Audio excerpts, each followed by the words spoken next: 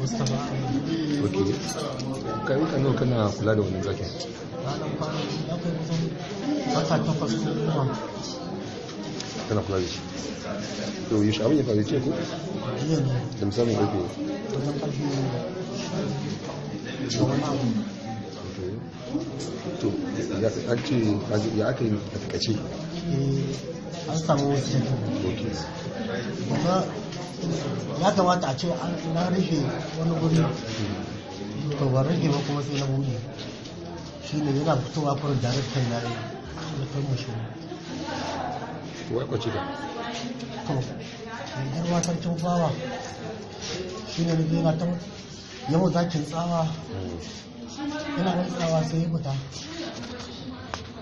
Inda na je gai sarkin fawa a kai na nisa yana inna lillahi wa inna ilaihi raji'un. La ilaha illallah kurin sai ni wani dan na dauka. Ina ta inna lillahi wa inna ilaihi raji'un. Sai zakin nufi sai ya tafi.